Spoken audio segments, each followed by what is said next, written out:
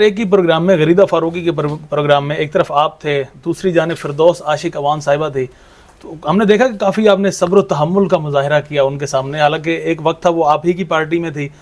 جب یہ لوگ عمران خان پہ تنقید کرتے ہیں نا تو یقین کریں نہ کہ صرف دلی دکھ ہوتا ہے، کیونکہ وہ ساری تنقید لغو غلط بیانی پر مبنی ہوتی ہے۔ یہی لوگ جو ہیں ان کے گانے اور ترانے گایا کرتے تھے، اور اب جب یہ ستم اور جبر شروع ہوا اور یہ جب مجبور ہو کے ہمارا ساتھ چھوڑ گئے، تو یہ اب جب خان صاحب کے خلاف جو ہیں یہ نقشے بناتے ہیں، الزامات لگاتے ہیں اور بالکل بلو دا بیلٹ گفتگو جب کرتے ہیں نا، تو یقین کریں ان لوگوں کی اپنی ذات جو ہے نا وہ اپنی ذات کو صفر کر لیتے ہیں۔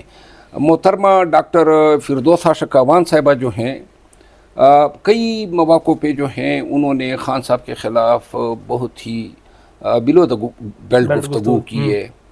عمر کی وجہ سے ہم تو ان کو آنٹی سمجھتے ہیں، احترام کرتے ہیں، لیکن میرا خیال ہے کہ ان کو خود سوچنا چاہیے، میڈیکل کے پروفیشن سے وابستہ ہیں، پاکستان کے تقریباً 8 درجن سیاسی پارٹیوں میں یہ رہ چکی ہیں، سیاسی تجربہ ہے ان کا، تو یہ مناسب نہیں ہوگا کہ اگر پاکستان تحریک انصاف کا نمائندہ سامنے بیٹھا ہے اور وہ پھر خان کے خلاف عرضہ سرائی کرے۔ ان کو خود ریویو کرنی چاہیے، ورنہ اس طرح میڈیا ٹاکس میں یا ٹاک شو میں اس طرح کی ناگوار یا ناخوشگوار واقعات پیش ہوتے رہیں گے۔ یہ کیسی مجبوری ہے کہ آپ جنہیں کہہ رہے ہیں کہ وہ مجبوری کی وجہ سے انہوں نے پارٹی چھوڑی؟ میں فاروق حبیب کی اگر بات کروں یا ان کی فردوس عاشق اوان صاحبہ کی بات کر لیتے ہیں، فیاض الحسن چوہان کی بات کر لیتے ہیں، تو مجبوری کے بعد انسان کا رویہ اس طرح سے نہیں ہوتا جس طرح سے اب یہ کھل کر بول رہے ہیں، پارٹی کے اگینسٹ بول رہے ہیں، عمران خان کے اگینسٹ بول رہے ہیں، جبکہ کچھ ایسے بھی ہم نے دیکھے صداقت علی عباسی کی طرح، شیخ رشید کی طرح پریس کانفرنس انہوں نے ضرور کی، لیکن اس کے بعد وہ خاموش ہیں، سیاست سے خود کو آؤٹ کر دیا انہوں نے۔ یہ جو آپ نے نام گنوائے، ان لوگوں کو احساس ہی نہیں ہے کہ یہ جب بھی زبان خان کے خلاف کھولتے ہیں تو یہ خان کے خلاف نہیں بولتے ہیں، دراصل اپنے آپ کو ایکسپوز کر رہے ہوتے ہیں۔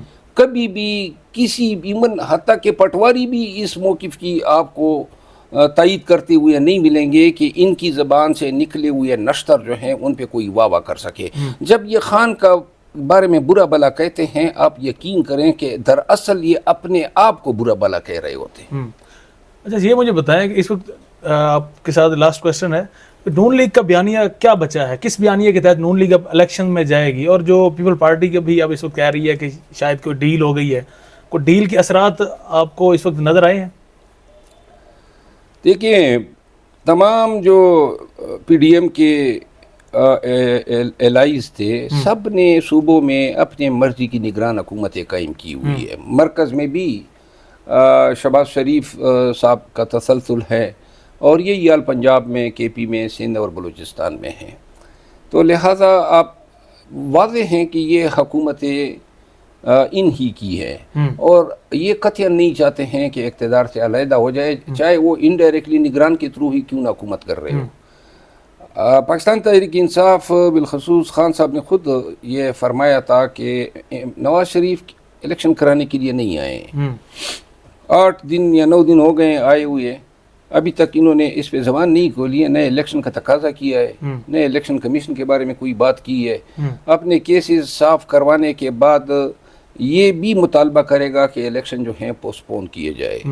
صدر عارف علوی صاحب نے بھی یہی بات کی ہے، اور خان صاحب نے بھی خود مجھے بتایا کہ وہ سمجھ رہے ہیں کہ جو نگرانوں کی جو پالیسیاں ہیں اور جو اقدامات یہ اٹھا رہے ہیں، اور جس انداز میں اب نواز شریف کو لایا گیا، جو حکومت نے فیسیلیٹیٹ کیا اور جلسہ کرایا گیا، پھر جو عدالتوں سے ان کو جو ٹریٹمنٹ ملی، تو یہ ساری چیزیں عکاسی کرتی ہیں کہ میچ یہ فکس ہیں کہ انہوں نے الیکشن کو سال سے 1.5 سال آگے پھر طوالت دینی ہے، کیونکہ ان کو پتہ ہے کہ الیکشن میں جائیں گے تو پھر تو پوری عوام، پورا ملک، پوری قوم جو ہے وہ تو خان صاحب کے ساتھ کھڑی ہے۔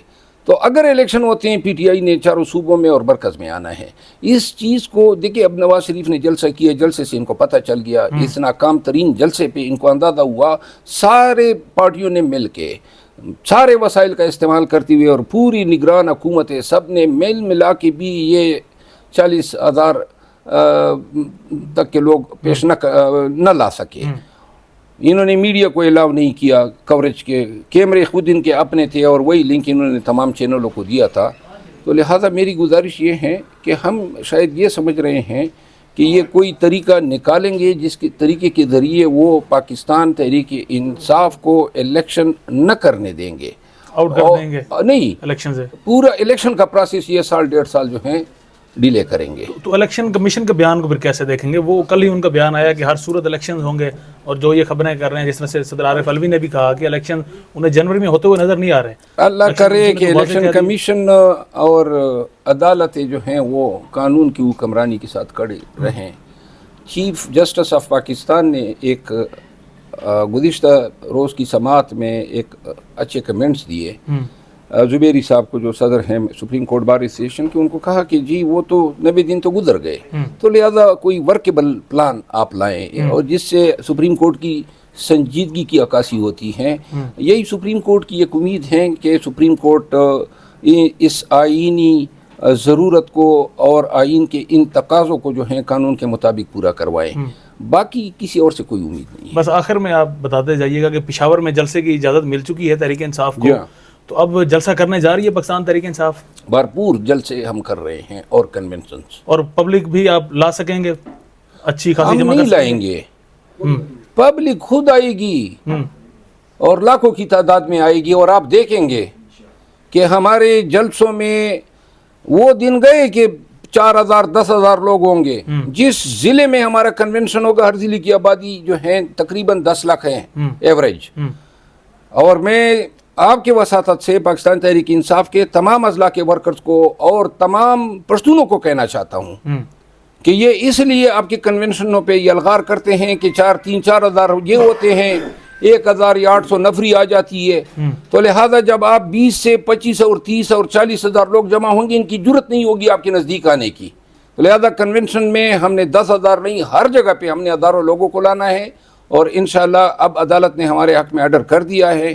ظلم و ستم کا دور ختم ہو چکا ہے. اب ہم اپنے حقوق جو ہمارے ہیں ان پہ اگر کوئی ہم طال آزما ہم پہ حملہ آور ہوگا، اس کو منہ کی کہانی پڑے گی. بہت شکریہ شیر افضل مروت صاحب، آپ نے ہمیں وقت دیا.